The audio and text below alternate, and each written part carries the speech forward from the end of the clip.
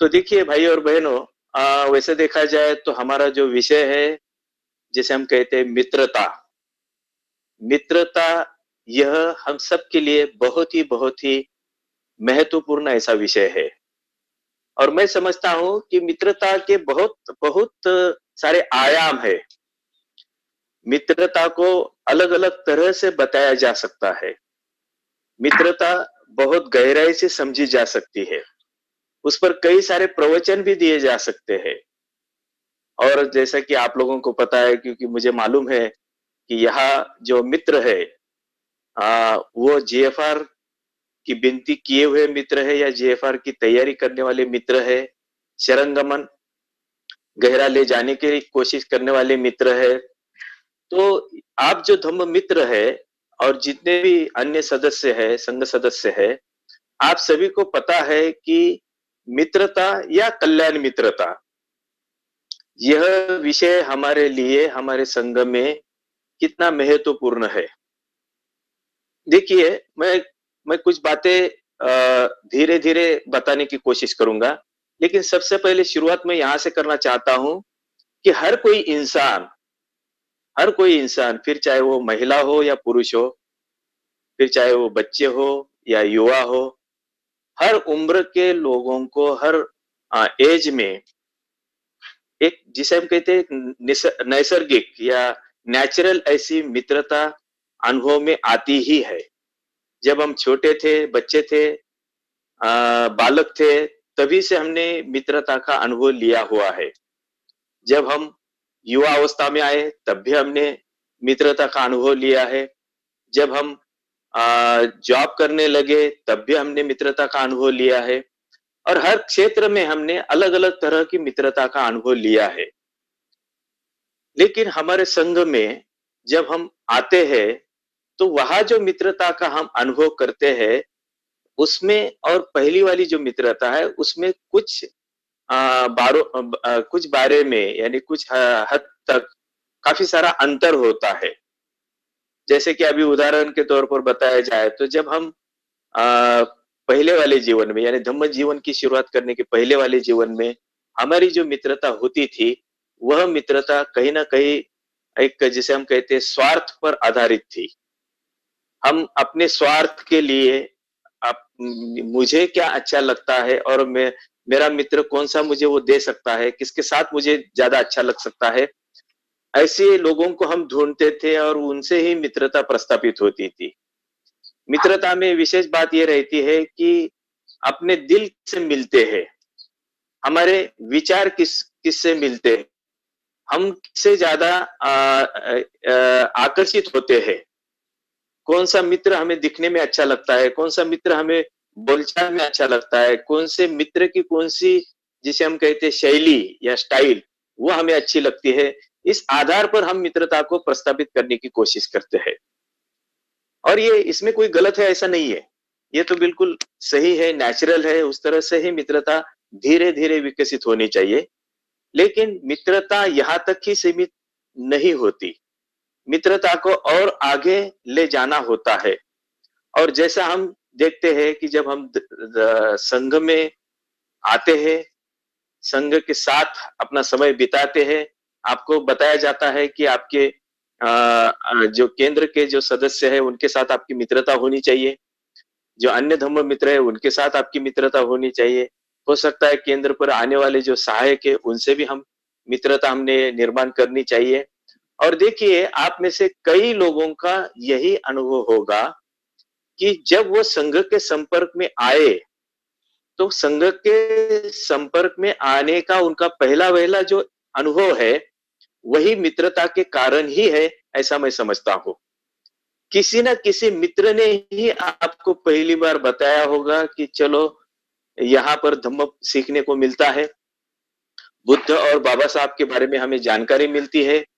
धम्म को आचरण में किस तरह से लाया जाए, इसकी शिक्षा हमें वहाँ पर जो संघ सदस्य वो देते हैं।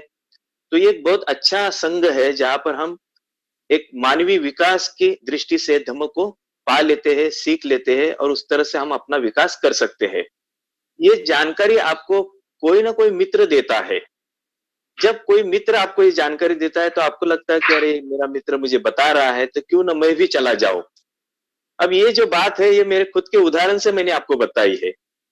मैं भी अपने संघ के संपर्क में किसी मेरे बहुत ही करीबी मित्र के जरिए ही आया था। उसने मुझे एक तरह से प्रेरित किया था और उसने मुझे संघ का परिचय करा दिया था और उसने मुझे बताया था कि इस तरह से कार्य चलता है, क्यों ना आप भी हमारे साथ चले। तो देखिए, ये जो बात है, ये हम में से कई लोगों का ये अनुभव है। हो सकता है कि कुछ लोग अन्य तरीके से संघ के संपर्क में आए होंगे, शायद वो बुद्धयान को पढ़कर आए होंगे, शायद भंते जी का कोई किताब पढ़कर आए होंगे, या शायद कहीं पर जिसे हम कहते हैं जाहिर प्रवचन होते हैं, धम्म प्रवचन चलते हैं, उनको सुनकर कोई संघ के संपर्क में आया होगा। ऐसे बहुत सारे कारण हो सकते हैं, लेकिन ये कारण होने के बावजूद भी जब कभी हम पहली बार संघ के माहौल में चले जाते हैं, किसी केंद्र पर चले जाते हैं, वहां जो संघ सदस्य होते हैं, वहां जो धम्म मित्र होते हैं, वहां जो सहायक होते हैं, वो जिस तरह से आपस में घुल मिल जाते हैं, जिस तरह से वो आपस में चर्चाएं करते हैं, जिस तरह से वो हंसी मजाक करते हैं, एक दूसरे के साथ बहुत ही सकारात्मक दृष्टि से अपनी बातों को शेयर करते हैं, वो जो माहौल है, मैत्रीपूर्ण जो वातावरण है, वो हमें प्रेरित करता है और हमें लगता है कि कितना सुनहरा ऐसा माहौल यहाँ पर निर्माण हुआ है। इस तरह की बातें तो मैं कहीं अन्य जगह देखता ही नहीं। हालांकि बाहर की दुनिया में भी मित्रता होती है, लेकिन वहां जिसे हम कहते हैं जो भावनिक जो रिश्ता है, भावनिक तौर पर जो कनेक्शन होता है, वो उतना नहीं होता। जिसे हम कहते हैं गिव एंड टेक, यानी हम कुछ देते हैं और कुछ लेते हैं। इस आधार पर, इस पॉलिसी पर ये मित्रता बाहर की दुनिया में होती है, जो कि अपने यहाँ संघ में हम नहीं देखते। यहाँ जो मित्रता है वो स्पॉन्टेनियस होती है, नेचुरल होती है। हम अपने दिल से वो करना चाहते हैं, किसी ने थोपी हुई नहीं होती। देखिए भाइयों भाइयों और बहनों, हम संघ में है, मित्रता किस तरह से प्रस्थापित करनी चाहिए इसके बारे में अब तक आपने बहुत सारे प्रवचन सुने होंगे, बहुत सारी जानकारी आपके पास होगी, बहुत सारे नोट्स आपने लिखे होंगे। लेकिन मैं कहता हूं कि आपको नोट्स देखने की जरूरत नहीं, आपको प्रवचनों को देखकर उसमें कौन से मुद्दे बताए थे उनको भी देखने की जरूरत नहीं। मैं सीधा आपको आपके पास ही लाना चाहता हूं, मैं सीधा आपको अपने मन के पास लाना चाहता हूं और आप अपने आप को कुछ सवाल हम पूछ सकते हैं क्या, इस अर्थ से मैं देखना चाहता हूं। देखिए, हम कहते हैं कि हम इतने इतने सालों से संघ के साथ जुड़े हैं, हमें आनापान सती ध्यान पता है, मैत्री भावना या मेत्ता भावना या मेत्ता विकास ये हमें पता है, ऐसा हम कहते हैं। हम कई सालों से आचरण भी करते हैं ध्यान का। तो फिर सवाल ये है कि जब से हम संघ के संपर्क में आ चुके हैं, तब से अब तक हमारी भीतरी जो मन की अवस्था है, हमारा जो अंतर्मन है, वो मित्रता के भाव से, मैत्री भाव से कितना भरा हुआ है। ये सवाल आपको अपने आप को पूछना है कि मेरे मन में मैत्री भाव कितना भरा हुआ है। मैं ध्यान करता हूं, मैत्री भावना का ध्यान में शायद कुछ लोग हर दिन करते होंगे, कुछ लोग आ, एक दिन के बाद अल्टरनेटिव भी करते होंगे, कभी आनापानसती, कभी मेत्ता भावना। कुछ लोग बीच बीच में करते होंगे, कुछ लोग कई दिनों के बाद करते होंगे, कुछ लोगों को एक ही ध्यान अच्छा लगता है तो दूसरा अच्छा नहीं लगता। भाई, बहुत सारे लोगों से मैंने ये भी सुना है कि वो ज्यादातर आनापान सती करना पसंद करते हैं, मैत्री भावना वो कभी कभार करते हैं। तो ये सारी बातें हर एक के बारे में अलग अलग हो सकती है। यहाँ फिर बात पूछने के लिए यह है कि क्या आप जिस मैत्री भावना का आचरण करते हो यानी ध्यान करते हो, उस ध्यान की अवस्था क्या होती है। जब आप मैत्री भावना करते हो तो मैत्री भावना करने के पश्चात आपकी मन की अवस्था क्या होती है, आप अपने आप को किस तरह से अनुभव करते हैं। बहुत सारे लोग काफी प्रेरणा से भरे हुए होते हैं, काफी सकारात्मक होते हैं और वो अपनी बातें बताते भी है, शेयर भी करते हैं। मैंने कई लोगों से ये अनुभव सुन लिए है और सुनता भी रहता हूँ मैं। वो कहते हैं कि हमें मिथ्या भावना करने के बाद बहुत ज़्यादा सकारात्मक भावनाओं का फ्लो या प्रवाह महसूस होता है। हमें लगता है कि हम कितने आनंदी हैं, हमें लगता है कि हम कितने संतुष्ट हैं, हम कितने शांत हैं, हमारी मन की अवस्था कितनी उदात्त हो चुकी है, कितनी ऊँची हो चुकी है, कितना मुझे सुकून मिल रहा है, मैं कितना अच्छा महसूस कर रहा हूँ। इस तरह की बातें मै मैत्री भावना ध्यान के अनुभव से लोग बताते हैं और मुझे लगता है यही आपका भी अनुभव होगा। हम सबका यही हो सकता है कम ज़्यादा हो कुछ, लेकिन हम सब ने ये अनुभव हर दिन लिया है या लेने की हम कोशिश करते हैं। देखिए, मैं एक अपना एक एग्ज़ाम्पल बताना चाहता हूँ। जब मैंने शुरू-शुरू में यानी बिल्कुल मैं संघ से जुड़ गया था और मैं नया-नया ध्यान करने सीखा था। उस वक़्त यानी मुझ में इस तरह की प्रेरणा थी, आनापानसति और मेत्ता भावना 2 ध्यान हर दिन मैं करता था और ज़्यादा समय के लिए करता था। बहुत ज़्यादा समय देकर मुझे ध्यान करने की एक आदत लगी थी, मैंने लगा ली थी, जानबूझकर मैं कोशिश करता था। सुबह और शाम 2 वक़्त मैं ध्यान करता था। शाम के समय मान लीजिए मैं 3 बजे से 5 बजे तक मैं ध्यान करता था। मैं ज़्यादा समय तक मैं ध्यान करता था और सुबह भी मैं साढ़े 5 बजे से लेकर साढ़े 7 बजे तक मैं ध्यान करता था। तो ये जो समय था मेरा, इसमें आनापानसति और मेत्ता भावना ये 2 ध्यान मैं नियमित रूप से करता था। हालाँकि पूजा, वंदना ये सारी बातें तो होती ही थी। मैं अलग एक छोटा रूम था, कमरा था जिसमें मैं एक पूजा स्थान के साथ मेरी ये ध्यान की एक्टिविटीज़ करता था। वहाँ कोई दूसरा व्यक्ति नहीं रहता था, मैं अकेला ही रहता था। मानो मैं किसी गुफ़ा में बैठा हूँ और वहाँ मैं वंदना कर रहा हूँ, पूजा कर रहा हूँ और फिर मेरी ध्यान साधना कर रहा हूँ, ऐसा मैं अनुभव लेता था। पर्टिकुलरली मेत्ता भावना के ध्यान की जो अवस्था मेरी हुआ करती थी, उस वक़्त ध्यान के बाद मेरे मन में कौन से विचार चलते थे, वो मैं बताना चाहता हूँ। जब मैं काफ़ी देर तक मेत्ता भावना का ध्यान करता था, तो अंत-अंत में, ध्यान के अंत में, मैं कुशन पर ही बैठा रहता था। मेरा पोस्चर बहुत ही बढ़िया था। एक एक बार मैंने सिटिंग पोस्चर कर लिया, तो मुझे हिलने की ज़रूरत नहीं पड़ती थी। मैं अपराइट बैठता था और पूरा कॉन्सन्ट्रेटेड माइंड के साथ मैं मेडिटेशन कर पा रहा था। तो उस वक़्त आखिरी में मैं देख रहा था कि मेरे मन की अवस्था कितनी तरल हो चुकी है। मैं कितना हल्का-सा महसूस कर रहा हूँ। कितनी मेरे अंतर्मन में कितनी संतुष्टि मैं महसूस कर रहा हूँ, कितनी मुझे खुशी महसूस हो रही है, कितना मैं आनंदी हूँ और सभी लोगों के प्रति मेरे मन में मैत्री का भाव मैं अनुभव करता था और मुझे लगता था कि ये सारे लोग मुझसे अलग नहीं है। जैसा मैं हूँ, वैसे ही ये लोग भी हैं।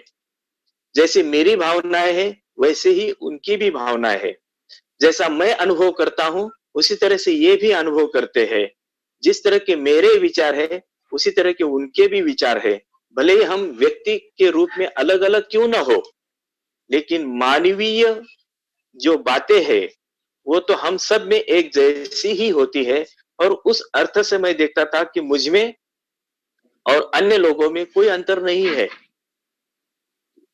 मूलतः एक मनुष्य के रूप में हम सब लोग एक जैसे ही हैं।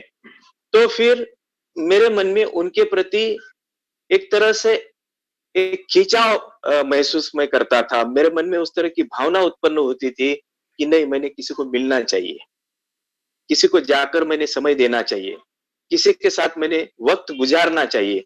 और फिर मैं उसी वक़्त अब उस वक़्त तो मोबाइल नहीं था और किसी के घर में टेलीफ़ोन भी नहीं था। ये इस तरह का जो इमीडिएट जो कम्युनिकेशन है, बिना मिले, प्रत्यक्ष रूप से बिना मिले मोबाइल द्वारा जिस तरह से हम इमीडिएट कम्युनिकेशन करते हैं, व्हाट्सएप पर हम मैसेज भेज देते हैं, कुछ ही पल में एक-दूसरे को हम जानकारी शेयर कर सकते हैं, वो उस वक़्त वो नहीं हुआ करता था। ये बात मैं आपको बता रहा हूँ 88 की, उस वक़्त मैं काफ़ी युवा यानी कॉलेज में था। तो अब सिलसिला ये था कि अब मुझे मेरे मन में तो इस तरह की भावनाएँ उत्पन्न हो रही है और काफ़ी मैं वीर्यवान महसूस कर रहा हूँ। मुझ में काफ़ी शक्ति हुआ करती थी कि मैं अब किसी को मिलना चाहिए मैंने। तो उसी वक़्त मैं इस तरह से सोचता था क्योंकि मेरा आनापानसति और मेत्ता भावना दोनों ध्यान नियमित होने के कारण मैं उतना अवेयर भी रहता था और मेरे उस वक़्त मैं अहमदनगर में रहा करता था। उस वक़्त उस शहर में जितने मेरे मित्र हैं, उन सबको मैं मेरे नज़रों के सामने लाता था। हर एक का चेहरा मेरे सामने रहता था क्योंकि मैंने पहले ही ध्यान में उनको लिया होता था। तो फिर उनको मैं याद कर ये सोचता था कि अब इस वक़्त मेरे ध्यान के पश्चात कौन व्यक्ति, कौन मेरा मित्र कहाँ पर हो सकता है और कहाँ वो मुझे मिल सकता है? क्या कोई घर पर होगा इस वक़्त? या कोई अपने काम पर होगा? या कोई दूसरे जगह होगा? या कोई एक्सरसाइज़ करने के लिए व्यायामशाला गया होगा क्या? या कोई कॉलेज में होगा क्या? या कोई ट्यूशन क्लास में होगा क्या? हर तरह के मेरे मन में विचार आते थे और मुझे पता था कि कौन-सा मित्र कौन से वक़्त कहाँ हो सकता है। उस तरह से मैं सोचता था और मुझे जिनके बारे में पक्का मालूम था कि ये मुझे मिल सकते हैं, मैं तुरंत उनके यहाँ साइकिल पे जाता था। मेरी साइकिल लेकर मैं वहाँ पर जाता था और उनके घर जाकर उनको मिलता था, तो वो मुझे मिलते थे वहाँ पर। और मुझे जैसा ही मैं वहाँ जाता था, उनको जय भीम करता था, हाल-चाल पूछता था, तो उनको बहुत खुशी होती थी। वो बोलते थे कि अरे आप मिलने आए तो बहुत अच्छा लगा और फिर हमारी मित्रता नेचुरली डेवलप होती थी। हम नेचुरली बातें करते थे, घंटों हम बातें करते थे। उनके घर वाले भी मुझसे प्यार करते थे और एक जैसा ऐसा मानकर चलिए कि उनके घर का ही एक सदस्य के रूप में वो मुझे देखते थे। इतनी सहजता हमारे रिलेशन में हुआ करती थी। ये जो बात है, ये मैं इसलिए बता रहा हूँ, आप लोगों से मेरा अनुभव इसलिए शेयर कर रहा हूँ, क्या ऐसा ही आप भी महसूस करते हो? क्या आपको भी मेत्ता भावना करने के बाद यही ख़्याल आते हैं? क्या आप भी इसी तरह से प्रयास करने के लिए तत्परता से बाहर निकलते हो? और मैं ये इस तरह से सवाल पूछकर मैं आपको तकलीफ में डालना नहीं चाहता, लेकिन मुझे ये पता है कि कई लोग ऐसे हैं जो जिनको मुझ जैसा ही लगता होगा और वे भी लोग उसी तरह से प्रयास करते होंगे। कहने का मतलब ये है, भाइयों और बहनों, हम ध्यान के वक़्त कुशल मन की अवस्थाओं को भली-भाँति अनुभव करते हैं, लेकिन होता ऐसा है कि जब हम कुशन पर बैठे हैं, जब तक हमारा ध्यान चल रहा है, तब तक ही इन भावनाओं के हम संपर्क में रहते हैं। बहुत ही तरल मन की अवस्था का आनंद हम उठाते हैं, लेकिन जैसे ही हम ध्यान को खत्म कर देते हैं और वहाँ से हम उठ खड़े होते हैं, फिर हम सोचने लगते हैं कि ध्यान तो बहुत बढ़िया हो गया, ध्यान तो बहुत अच्छा हुआ, चलो फिर अभी अपने दूसरे कामों में लग जाते हैं। है ना? तो हम क्या करने लगते हैं, हमें दूसरे कामों में लगने की हम प्लानिंग करते हैं, फिर हमें याद आता है कि ये करना चाहिए, वो करना चाहिए, घर में ये चाहिए, चीज़ें लानी है या और भी कुछ काम हो, तो उस तरह से हम अपनी मन को उस विषय से अलग कर देते हैं। देखिए भाई और बहनों, मैं आपको बहुत इम्पोर्टेंट बात बता रहा हूँ, जब आप मन की अवस्था आपने तरल की है, काफ़ी सकारात्मक मन की अवस्था है, मैत्रीपूर्ण भावनाएँ आपकी उत्पन्न हुई है, ऐसे वक़्त अन्य व्यक्तियों के प्रति क्योंकि मेत्ता भावना जब हम करते हैं तो अपने मित्र से लेके संपूर्ण विश्व में जितने भी सजीव प्राणी हैं, सबके प्रति हमारे मन में हम मैत्री का भाव उत्पन्न करते हैं। तो फिर ऐसे वक़्त इतनी अच्छी भावना को निर्माण करने के बावजूद कुछ ही पलों में, कुछ ही समय के बाद उन सारी बातों को हम छोड़कर दूसरे बातों में किस तरह से लग जाते हैं? ऐसा होता है क्या? आपके बारे में ऐसा होता है क्या? आपको ऐसा लगता है क्या कि हाँ, मेरा ध्यान तो बहुत अच्छा होता है लेकिन मैं बाकी बातों में लग जाता हूँ और उस विषय को मैं भूल जाता हूँ? मैं इसलिए कह रहा हूँ कि हमने अपने बारे में इसके प्रति भी जागरूक होना चाहिए कि ठीक है, मेरा कुछ काम बाकी हो सकता है, लेकिन वो काम मैं अलग वक़्त पर भी कर सकता हूँ, किसी दूसरे समय भी मैं वो कर सकता हूँ। अब मुझे मेरी जो फीलिंग है, जिस मित्र के प्रति मेरे मन में ये भावनाएँ उत्पन्न हो रही है, क्यों ना मैं उस समय उसके लिए दे दूँ या कम से कम मैं उसको पूछ लूँ कम से कम मैं एक अभी आज आज के ज़माने में तो काफ़ी आसान है, कम से कम मैं व्हाट्सएप पे एक मैसेज डाल दूँ कि मुझे आपकी याद आ रही है, आप कैसे हो? या हम अब मिल सकते हैं क्या? आपको कब समय होगा जब हम मिल सकते हैं? या कब आपको समय है जब मैं आपसे बात कर सकता हूँ? इस तरह की बातें हम करते हैं क्या? मुझे लगता है ये स्पॉन्टेनियस होना चाहिए। स्पॉन्टेनियसली हमारे मन में ये आना चाहिए और हमने तुरंत एक्शन लेनी चाहिए, कोशिश करनी चाहिए, कृति करनी चाहिए। मेत्ता भावना या जिसे हम कहते हैं कि मैत्री की जो अभिव्यक्ति है, वो करना बहुत ज़रूरी है। कई बार हम मित्रता के बारे में, अपने ध्यान के अनुभव के बारे में ब्रह्मचारियों से या अपने मित्रों से बहुत सारी बातें शेयर करते हैं। लेकिन फिर सवाल ये आता है कि आप ध्यान के बारे में इतना कुछ बताते हो, तो फिर अभिव्यक्ति क्या है? हमारी अभिव्यक्ति कैसी है? उसे हम किस तरह से अनुभव करते हैं और उसमें हम कितना आनंद उठाते हैं? कई बार हमारे मन में शंकाएँ उत्पन्न होती है। हमें लगता है कि मैं ही क्यों उसे पूछूँ? मैंने ही उसे फ़ोन क्यों करना चाहिए? मैं ही कितनी बार उसको मिलने के लिए कोशिश करूँ? वो तो कभी भी कोशिश नहीं करता है। वो खुद होकर कभी मुझे मिलने नहीं आता है या वो खुद होकर कभी मुझे फ़ोन भी नहीं करता, कुछ मैसेज भी नहीं देता, तो फिर मैं ही ऐसा क्यों करूँ? देखिए, ये जो सवाल है, ये सवाल हर एक के मन में कभी न कभी आता ही है। आप में से ऐसा कोई नहीं होगा कि वो कहेगा कि ऐसा मैं नहीं सोचता। आप में से कोई है तो बाद में मुझे फ़ोन करके बताइए कि मैं ऐसा नहीं सोचता हूँ। फिर मैं उससे कुछ सवाल करूँगा। तो जिनको लगता है वो मुझे ज़रूर फ़ोन कीजिए। तो ये जो बात है, भाइयों और बहनों, यहीं पर हमें अपने आप पर कार्य करने की आवश्यकता है। देखिए, मित्रता की ज़रूरत, मित्रता की जो भावना है, उसे विकसित करने की या एक अच्छा इंसान बनने की ज़िम्मेदारी हमने ली है। मैंने स्वयं ली है। मुझे किसी को दिखाना है इसलिए ये जीवन मैं नहीं जी रहा हूँ। इस बात को भी ध्यान में रखिए, कई लोग इस तरह से बर्ताव करते हैं ताकि लोगों को लगे कि आप इस तरह से अ, अच्छी कोशिश कर रहे हैं। लोगों को लगने के लिए, लोगों को जताने के लिए हमने इस तरह का दिखावा करने की आवश्यकता नहीं है। ऐसा करेंगे तो हम अपने आप को ही एक तरह से चीट कर देंगे, खुद को ही फँसाएँगे हम। तो ये बात ज़रूरी नहीं है। इसलिए सोचिए कि क्या मैं इस तरह से कोशिश करता हूँ क्या? तो मित्रता ये हमारी ज़िम्मेदारी है, मेरी स्वयं की ज़िम्मेदारी है। इस तरह से यदि आप देखते हो, तो फिर आपको किसी मित्र पर नाराज़ होने की आवश्यकता नहीं है। देखिए, जब आप आपको खुद को एक सवाल पूछिए, मैं मेरे मित्रों के ऊपर कितना नाराज़ होता हूँ? और मैं जिनको अच्छा मित्र समझता हूँ, उनके प्रति मेरे मन में नाराज़ होने की भावनाएँ कितनी बार उत्पन्न होती है। अब यहाँ आप इस तरह से भी बोल सकते हैं कि लेकिन वो तो प्रयास नहीं करता है, वो तो मिलता नहीं है, वो तो कॉन्टैक्ट नहीं करता है, तो फिर मैंने ही क्यों करना चाहिए बार-बार?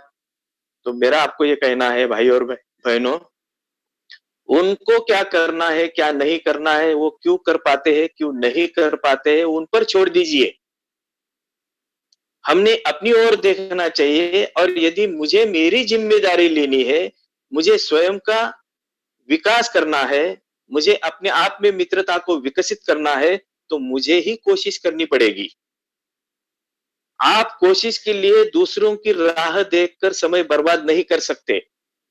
आपको खुद को ही कोशिश करनी पड़ेगी। आप कोशिश करेंगे तो कोशिश से ही आपको और आनंद मिलेगा।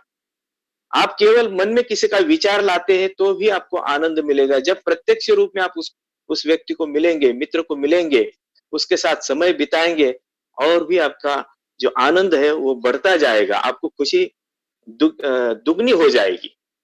ये जो बात है, ये हमने स्वयं के लिए करना आवश्यक है ऐसा मैं समझता हूँ। मैत्री भावना जब हम करते हैं, तो हम अन्य स्वयं के प्रति तो मेत्ता करते ही हैं, लेकिन अन्य लोगों के प्रति भी हम मेत्ता का भाव उत्पन्न करते हैं। कई बार हमें लगता है, कभी-कभी एक जिसे हम कहते हैं ना कि एक इंटेलेक्चुअल सवाल पूछा जाता है कि क्या हम मित्रता करते हैं, अपने मन में किसी के प्रति सकारात्मक विचार उत्पन्न करते हैं, भावनाएँ उत्पन्न करते हैं, तो क्या उसका असर उनके उनके ऊपर हो सकता है क्या? मेरी जो मैत्री की भावना है, उसके प्रभाव में वो लोग आ सकते हैं क्या? ऐसा कभी-कभी सवाल पूछा जाता है। उसके उसका जवाब 2 तरह से है। पहली बात तो ये है कि आप यदि आपके मन में सकारात्मक भाव और विचार उत्पन्न करते हो, तो आप खुद सकारात्मक बन जाते हो। ये बेनिफिट आपका खुद का है। और जब आप खुद सकारात्मक बन जाते हैं और आपका जिन-जिन लोगों के साथ संपर्क है, उनके साथ आपका व्यवहार मैत्रीपूर्ण बन जाता है, तो भले ही इसके पहले शायद किसी कारण से आप में और उनमें अनबन हुई हो या किसी बात को लेकर कुछ तनाव हुआ हो या कभी-कभार आप में मनमुटाव हुआ हो, तो ये सारी बातें आपके मैत्रीपूर्ण व्यवहार के कारण वो व्यक्ति सोच में पड़ सकता है कि इनका और मेरा तो पहले से ये इस तरह सा सिलसिला था, अब ये व्यक्ति इस तरह से क्यों मुझसे बर्ताव कर रहा है? वो सोचने में मजबूर होता है और उसको लगता है कि चलो ठीक है, अब इन्होंने इस तरह से प्रतिसाद दिया, मैत्रीपूर्ण वो मेरे से बर्ताव कर रहे हैं, मेरी हालचाल पूछ रहे हैं, मुझे जो भी कोई मदद चाहिए वो मदद करने के लिए आगे बढ़ रहे हैं, तो मैं भी उन बातों को लेकर क्यों बैठूं? तो उनके मन में भी धीरे-धीरे आपकी बर्ताव के कारण परिणाम होने लगते हैं और वो भी पुरानी बातों को छोड़ देते हैं, भूल जाते हैं और उनमें भी मित्रता उत्पन्न होने लगती है आपके प्रति। तो देखिए, हमारे मन में जो मैत्री के तरंगे उत्पन्न होती है, वो दूसरे व्यक्ति के मन में भी मैत्री के तरंगे जो है, उससे वो रेज़ोनेट होती है। यानी ये तरंगे एक-दूसरे के साथ जुड़ जाती है, जिसे हम कंपन कहते हैं। कंपन पता है ना आपको? तो जब अपने मन में मैत्री के कंपन उत्पन्न होते हैं, तो अपने मित्र के मन में भी उस तरह के मैत्री के कंपन निर्माण होना शुरू हो जाता है। हमें पता नहीं चलता, हमें ऊपरी तौर पर ये समझ में नहीं आता है कि ये क्यों हो रहा है, कैसा हो रहा है, लेकिन कहीं न कहीं हमारे मन में उसके प्रति और उसके मन में हमारे प्रति सद्भावनाएँ उत्पन्न होने लगती है। और फिर इसका एक उदाहरण देता हूँ मैं आपको। कई बार ऐसा होता है कि ऐसी जो भावनाएँ अंतर्मन में होती है, जो आप ऊपरी-ऊपरी देख नहीं पाते, हाँ? वो तो लहरें हैं, एक तरह की तरंगे हैं, जो आप देख नहीं पाते, लेकिन उसे महसूस कर सकते हैं। तो होता ऐसा है कि मैं मेरे मित्र को फ़ोन लगाता हूँ। ऐसा कई बार हुआ है। मैं मेरे मित्र को फ़ोन लगाता हूँ और जैसा ही मेरा फ़ोन उसको जाता है और वो उसको उठाता है, तुरंत उसके मुँह से शब्द आते, "अभी मैं आप ही के बारे में सोच रहा था। अभी मैं आप ही के बारे में सोच रहा था और आपको मैं फ़ोन ही लगाने वाला था, तो आपका फ़ोन आ गया।" ये जो बात है, ये ऊपरी तौर पर हमें आश्चर्यजनक लगती है कि ऐसा कैसा होता है? और ये मेरा अनुभव नहीं है, आप सभी का है। हम में से कई लोगों ने इस तरह का अनुभव लिया है, कि ये जो बातें हैं, तो इस तरह से हम जिसे हम कहते हैं कि भीतरी स्तर पर, अपने मन की भीतरी अवस्था के स्तर पर एक-दूसरे के साथ हम जुड़ जाते हैं, काफ़ी गहराई से हम जुड़ जाते हैं और वो जो मित्रता है, वो फिर एक-दूसरे को खींच लेती है। ये जो बात है, इसको हमने अनुभव करना चाहिए। मैं टेक्निकल बातें नहीं बता रहा हूँ आपको। मित्रता किसे कहते हैं और उसको किस तरह से प्रस्थापित करना है, ये है, वो है। मैं किताबी बातें आपको नहीं बता रहा हूँ, मैं अपने अनुभव से बातें आपसे शेयर करना चाहता हूँ और मैं चाहता हूँ कि यही आपका भी अनुभव है, लेकिन उसे और बढ़ाने की आवश्यकता है। मैं जो कह रहा हूँ, इससे आप रिलेट हो रहे हैं क्या? आपको ऐसा लगता है कि हाँ, ये भी मेरा भी ऐसा ही अनुभव है? ऐसा आपको महसूस होता है क्या? और यदि होता है तो मुझे बहुत खुशी होती है आप लोगों से कि आप इस तरह से अनुभव कर रहे हैं। यदि नहीं, तो फिर बड़ा सवाल खड़ा होता है कि फिर अपना मन किस तरह से कार्य कर रहा है? क्या हम अपने मन को उस तरह से समझ पा रहे हैं क्या? हमारे मन में हम सकारात्मक भावनाओं को उत्पन्न कर रहे हैं क्या? हमारे मन किसी के प्रति सकारात्मक भावनाओं को अनुभव कर रहे हैं क्या? ये सोचना बहुत ज़रूरी है और यदि नहीं है, तो फिर हमें किस तरह से और अधिक कोशिश करनी चाहिए, इस पर सोचना पड़ेगा। हो सकता है कि आपको और गहराई से मित्रता प्रस्थापित करके वो जानना पड़ेगा कि ये मेरे बारे में ऐसा क्यों होता है। मैंने देखा है कि बहुत सारे लोग होते हैं जो अपनी बचपन के संस्कारों के कारण, पुराने या बचपन के जो संस्कार होते हैं, उनके कारण खुलकर बातें नहीं करते। उनके मन में डर होता है। हो सकता है कि जब वो छोटे बच्चे थे, बालक थे, तब उन्होंने अपने घर में एक तरह से ऐसा अनुभव लिया होता है कि जो बड़े बुजुर्ग होते हैं, हो सकते हैं उनके पिताजी हो, चाचा हो, मामा हो या बड़े भैया हो, जो भी कोई घर के जो बड़े लोग होते हैं, तो उन्होंने उनको हर समय एक तरह से दबा कर रखा है। हर समय उनको डाँटा है। हर समय उनको कहा है कि ये मत करो, वो मत करो, ऐसा करना अच्छा नहीं है, वैसा करना अच्छा नहीं है। मुझे पूछे बगैर आपने ये चीज़ क्यों की? इस तरह से हर बार हमें डाँटा गया है। ऐसा अनुभव जिन-जिन लोगों का है, उनके मन में जाने-अनजाने में डर बैठ जाता है और फिर ऐसी व्यक्ति खुलकर सामने नहीं आती। और जैसा कि मैत्रेय सागर जी ने शुरू में ही कहा कि वो शुरू-शुरू में धम्मचारियों से डरते थे। वो मुझे ही डरते थे ऐसा नहीं है, हाँ। हालाँकि मुझे भी डरने वाले बहुत लोग हैं, वो बात अलग है। लेकिन इस तरह का जो डर होता है, वो कहीं न कहीं बचपन से ही हमारे साथ होता है। हमारा एक व्यक्तित्व का एक हिस्सा बन जाता है और फिर हमें वो बहुत मुश्किल लगता है उससे बाहर निकलने के लिए। यहीं पर चैलेंज है। यहीं पर हमें कोशिश करनी है कि नहीं, मुझ में ये मित्रता मुझ में ये मित्रता निर्माण होनी ही चाहिए और उसी तरह से मैं प्रयास करूँगा। और जब आप इस तरह से सोचते हैं, कोशिश करते हैं, तो धीरे-धीरे आपकी भावनाएँ बदल जाती है और इसी को कहते हैं कि जो अपना पुराना व्यक्तित्व है, जिसमें डर है, जिसमें कॉन्फिडेंस नहीं है, जिसमें न्यूनता की भावना है, जिसे हम इन्फीरियरिटी कॉम्प्लेक्स कहते हैं, ये जो भावना है, इसको निकालने के लिए एक आत्मविश्वास उत्पन्न करने के लिए मेत्ता भावना आपको बड़ी सहायता करती है। ये बहुत ही ज़रूरी है।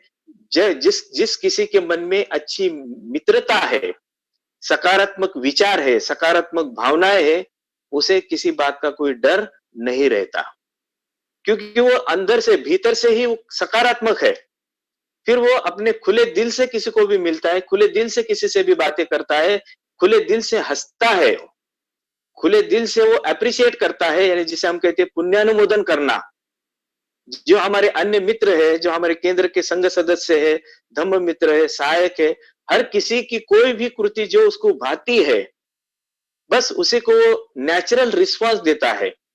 ऐसा क्यों होता है? जिसे हम कहते हैं ना ब्रह्म विहार, मैत्री, करुणा, मुदिता और उपेक्षा, इसमें से जो मुदिता का भाव है, वो स्पॉन्टेनियसली ऊपर आता है, उसको सोचना नहीं पड़ता।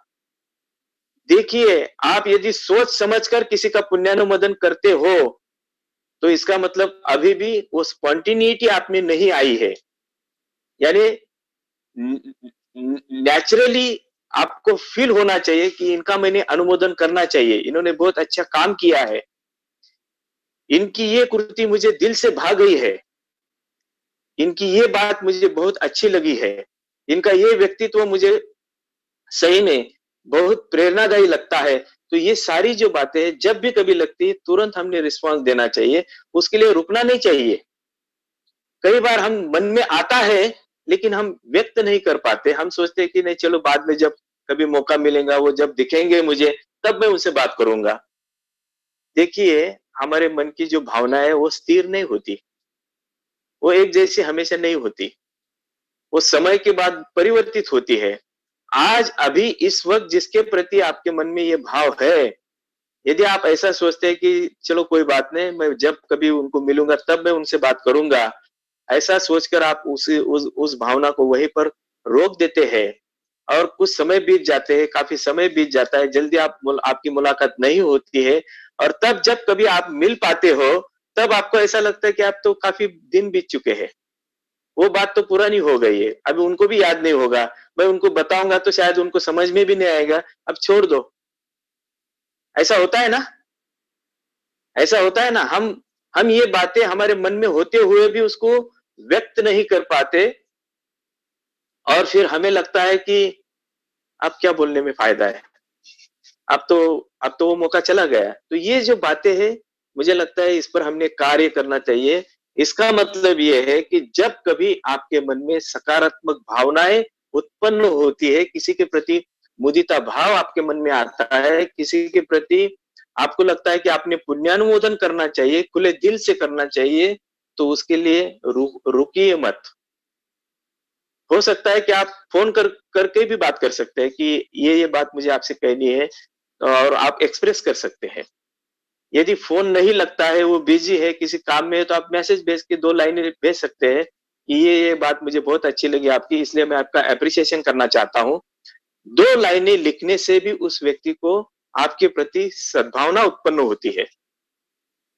खास करके जो लोग जिनके साथ आपका रिलेशन उतना अच्छा नहीं है, उनके बारे में ज़रूर सोचिए। उनके बारे में ऐसा सोचिए कि इनमें है कुछ बातें हैं जो मुझे खटकती है, मुझे अच्छी नहीं लगती, मेरे मन में वो खलती है, लेकिन उनमें और भी कुछ अच्छा तो होगा ना, कुछ ना कुछ तो अच्छाइयाँ उनमें भी तो है ना, तो उन्हें आप ढूँढिए और उन बातों को एप्रिशिएट कीजिए, उनको एक मैसेज भेज दीजिए, तो उनको भी लगेगा अरे! अब तक ऐसा मैंने इनके बारे में कभी अनुभव नहीं किया था, लेकिन आजकल इनका जो मेरे प्रति अ लगाव है, वो बदल गया है। लगाव बढ़ते जा रहा है, वो दूरी अब कम महसूस होने लगी है, ऐसा उनको लगेगा और वो आपके करीब आने लगेंगे। मित्रता में ये सारी बातें बहुत इम्पोर्टेंट है। दूसरी बात ये है, जैसे कि हम कहते हैं सकारात्मक पंचशील में मैत्रीपूर्ण कर्म कर कर मैं मेरा शरीर शुद्ध करता हूँ। अब देखिए, यहाँ जो बातें हैं 2 तरह की बातें हमारे बारे में होती है। मैत्रीपूर्ण कर्म तभी हो सकता है जब आपके मन में उस तरह के मैत्री के भाव उत्पन्न हुए हैं। जैसा मराठी में हम कहते हैं ना, मनी नाही भाव आणि पुढचं तुम्हाला कळलं आता पुढचं काय बोलत नाही मी. हं? मनी नाही भाव आणि मग नको ते पाव. आता त्याची काय गरज आहे तुम्हाला? इथे जर मित्रतेमध्ये तुम्ही जर मनामध्ये हा भाव आणत असाल, मित्रता में मन में ही वो भावनाएँ है, तो फिर वो कृति भी हो जाएगी। इसलिए मैत्री का भाव उत्पन्न होना और औरों के प्रति, अन्य लोगों के प्रति, अपने करीबी मित्रों के प्रति सकारात्मक विचारों के साथ सकारात्मक भावनाओं का निर्माण होना ही मैत्रीपूर्ण कर्म की शुरुआत है और उसकी अभिव्यक्ति यानी आप जब प्रत्यक्ष रूप में उस व्यक्ति को मित्र को मिलते हैं, उसे गले लगाते हैं, उसे शेक करते हैं, उसकी हालचाल पूछते हैं, उसके सामने खड़े होकर उसके आंखों में आंखें डालकर बातचीत करते हैं, तब ये होता है शरीर शुद्ध करना। यानी शरीर के द्वारा आपने वो कृति की। शरीर शुद्ध करने के लिए किसी साबुन की जरूरत नहीं नहाने के लिए। नहाते तो हम हर रोज है। नहाकर अपना शरीर तो शुद्ध हो तो करते ही है लोग, लेकिन वो शरीर बाह्य रूप से शुद्ध होता है। धम्म के अर्थ से देखा जाए तो हमें लोगों के साथ मिलकर मित्रता का अनुभव लेना चाहिए, आनंद उठाना चाहिए, वही सही जीवन है। और फिर इसमें जो है ये जो मित्रता है, इसके लिए हमें स्वयं को कोशिश करनी पड़ती है और मेरा यही कहना है, आज मैं मित्रता के बारे में आपको यही बताऊंगा, आप खुद के प्रति कितनी कोशिश करते हो। खुद की मित्रता विकसित करने के लिए आप कितना प्रयास करते हो और फिर आपके मन में वो भाव उत्पन्न होते हैं तो उसकी अभिव्यक्ति यानी प्रैक्टिकली आप उसका जो एक्सपीरियंस है वो किस तरह से लेते हो, इन बातों को आपको ध्यान देना है। यदि ये फाउंडेशन अच्छा होता है तो फिर एक आपका वो स्वभाव बन जाता है, वो एक नेचर बन जाता है आपका, फिर आपको ज्यादा सोचने की जरूरत नहीं पड़ती। आपका मन ही हमेशा हमेशा के लिए सकारात्मक होने की अवस्था में होगा, जिसे भंते जी ने बहुत अच्छी तरह से बताया है। जैसे कि सम्यक समाधि में उन्होंने कहा है, समाधि के 2 अलग अर्थ उन्होंने बताए हैं। उसमें एक जो अर्थ उन्होंने बताया है कि हमेशा नियमित रूप से जिसका मन कुशल अवस्था में है और कुशलता का ही प्रवाह हमेशा के लिए बहता रहता है, इस अवस्था को समाधि कहते हैं। तो ये अवस्था हम में आती है। जैसा-जैसा हम प्रयास करेंगे, जैसे-जैसे हम ध्यान की अनुभव गहराई में लेके जाएँगे, तो ये अवस्था हम में आती है। जब ये अवस्था हम में आती है, तो आप हमेशा ही खुद को सकारात्मक भावना में ही पाएँगे। हालाँकि कभी-कभार अन्य जो बातें हैं, भौतिक जीवन की जो बातें हैं या जिसे हम कहते हैं मार का जो प्रभाव है, वो बीच-बीच में आप पर अटैक करेगा। आप पर वो हावी भी होगा। आपको वो नीचा दिखाने की कोशिश करेगा, आपको दबाने की कोशिश करेगा, लेकिन फिर भी आपकी जो एनर्जी है, जिसे हम वीर्य कहते हैं, वो वीर्य इतना प्रबल होगा एक वो वीर्य इतना प्रबल होगा कि आप उनके प्रभाव में नहीं रहेंगे। आप उनके प्रभाव में नहीं रहेंगे, बल्कि आपकी जो सकारात्मक शक्ति है, वो हमेशा उसी तरह से प्रवाहित होने की कोशिश करेगी। अब ये जो बातें हैं, ये किताबी बातें नहीं बता रहा हूँ मैं। मुझे लगता है कि ये हमारा स्वयं का अनुभव होना चाहिए। जो-जो व्यक्ति इस तरह का अनुभव लेते हैं, उनको मेरी बातें समझ में आती होंगी और यदि आपको नहीं है, तो आपको उस तरह से कोशिश करनी पड़ेगी। और इसीलिए मैं कहता हूँ, भाई और बहनों, हम जो आध्यात्मिक जीवन जीते हैं, आध्यात्मिक जीवन का मूल जो सूत्र है, वो यही है कि हमें अपने आप को परिवर्तित करना है। हमें अपने मन को परिवर्तित करना है। हमें हमें अपने व्यक्तित्व में परिवर्तन लाना है। हमें अपने पूरे व्यक्तित्व को ही बदल देना है, पूरी तरह से परिवर्तित करना है, ये हमारी ज़िम्मेदारी है। स्पिरिचुअल प्रैक्टिस इसी में इसी में ही है। इसलिए बुद्ध की शिक्षा मनुष्य विकास के लिए है, ऐसा जब हम कहते हैं, तो बुद्ध ने जो-जो शिक्षाएँ दी है, बुद्ध के जो-जो सूत्र है, जो भी कोई गाथाएँ हैं, वो सारी की सारी मनुष्य के विकास के लिए ही है, उससे अलग नहीं है। और जब हम ऐसा समझते हैं कि ये हमारे विकास के लिए है, फिर वो शिलाचरण क्यों ना हो, फिर किसी तत्व ज्ञान की बातें क्यों ना हो, फिर वो कार्य कारण भाव या प्रतीत्य समुत्पाद की शिक्षा क्यों ना हो, या 12 निदान की बातें क्यों ना हो, भव चक्र की बातें क्यों ना हो, आप किसी भी विषय को लीजिए, हर किसी विषय के माध्यम से आप आपका ही विकास करते हो और यही बात हमसे शुरुआत होती है। इसलिए बौद्ध धर्म की जो मूल विशेषता है वो यह है कि धम्म व्यक्ति के लिए है, मनुष्य के लिए है, मनुष्य धर्म के लिए नहीं है। इसलिए इस धर्म को हम इस तरह से लेते हैं, अपने विकास के अर्थ से उसको देखते हैं, तो आपको धम्म जीवन जीना मुश्किल नहीं लगेगा।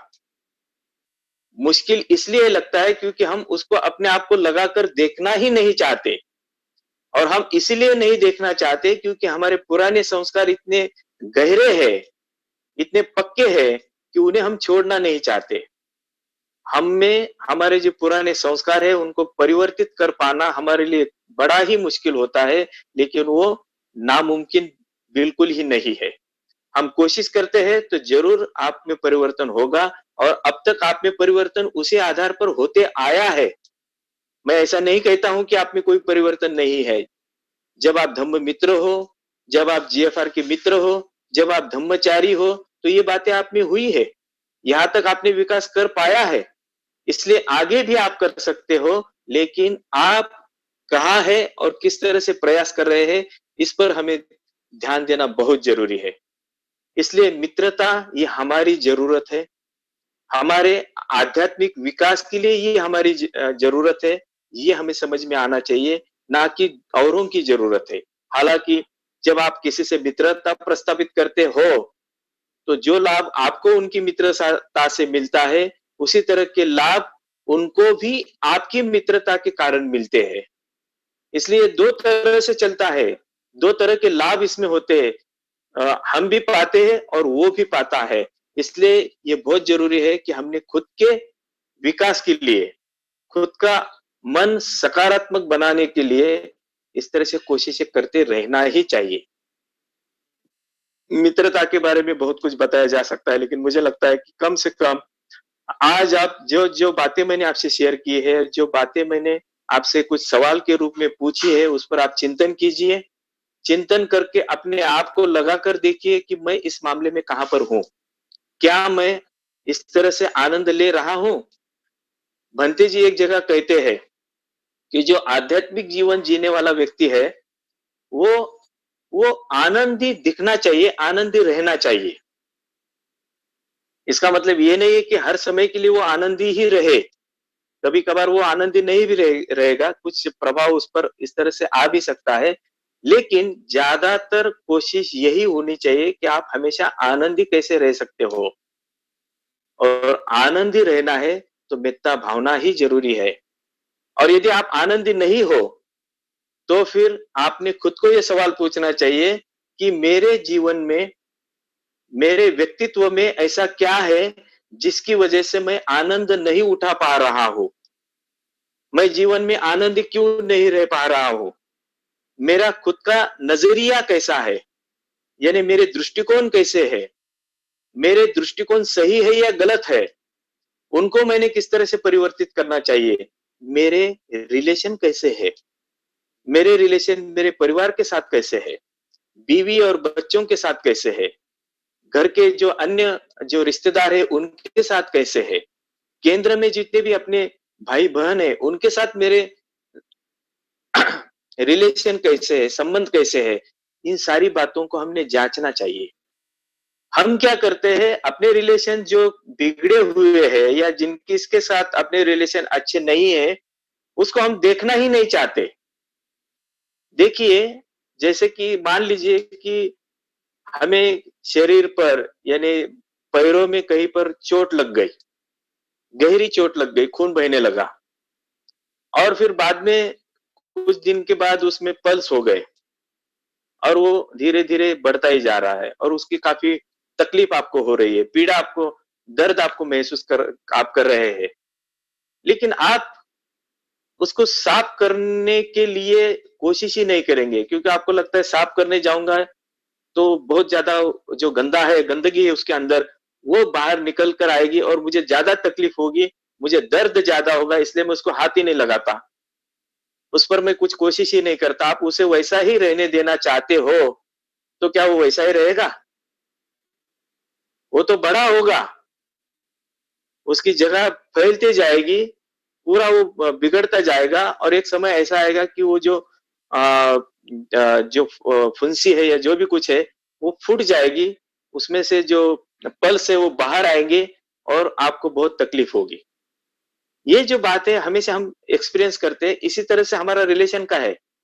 यदि आपके रिलेशन किसी के साथ उतने अच्छे नहीं है, कहीं न कहीं किसी ने आपको दुखाया है, किसी की किसी कृति के कारण आप नाराज़ हो चुके हो, आपको लगता है कि उन्होंने ऐसे-ऐसे मेरे से बात की थी, वो सही नहीं था, इस तरह से उन्होंने शब्दों का इस्तेमाल नहीं करना चाहिए था, वो बुरा बर्ताव उन्होंने मेरे साथ किया, अब मैं भी उनको नहीं पूछूँगा, उनके साथ बात भी नहीं करूँगा, मैं हमेशा उनको टालने की कोशिश करूँगा।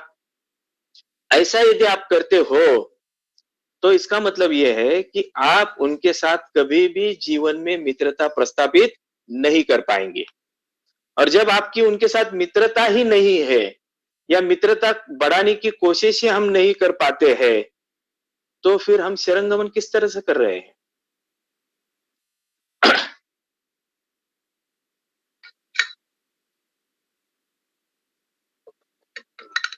शरणगमन का अर्थ क्या होता है? मित्रता में मित्रता में हर किसी को माफ़ करना चाहिए, उनके साथ अच्छा रिलेशन बनाने की हमने कोशिश करनी चाहिए, उनको हमने करीब लाने की कोशिश करनी चाहिए। ये यदि हम नहीं करते हैं, तो फिर शरणगमन किस तरह से होता है? हम प्रोसेस में है, यानी शरणगमन प्रक्रिया का हम हिस्सा है, जीएफआर के शिविर करते हैं, कल्याण मित्रता के भी शिविर शिविर हमने बहुत सारे किए हैं। लेकिन जब हम केंद्र में आते हैं, तो बहुत सारे ऐसे लोग दिखते हैं कि जिनके साथ आपका व्यवहार अच्छा नहीं है। तो फिर इन व्यवहारों को ऐसा ही रखकर आप शरणगमन कैसा कर पाते हैं, ये मेन सवाल है। और ये मैं सवाल केवल मित्रों के लिए नहीं करता हूँ। भाइयों और बहनों, अपने जो संघ सदस्य है, भाई है, बहनें हैं, ब्रह्मचारी, ब्रह्मचारिणी, उनके लिए भी यही सवाल है। कि यदि वो ब्रह्मचारी बनने के बाद भी इस तरह का रिलेशन में दरार है उनके, मनमुटाव है, एक-दूसरे के साथ वो बातचीत नहीं करते, कभी-कभी तो मुझे इस बात का बड़ा ही अचरज लगता है कि कभी-कभी वो एक-दूसरे को देखते तक नहीं, जय भीम भी नहीं करते, तो ये कहाँ की बात आ गई? क्या यही इसी के लिए हम आचरण कर रहे हैं? तो यहाँ मुझे लगता है कि मैं हर किसी को ये नहीं बोल रहा हूँ, जिनको ये अनुभव खुद को लगता है कि इस तरह का मैं हूँ, तो उन्होंने कोशिश करनी चाहिए, जल्द से जल्द इस पर कार्य करें।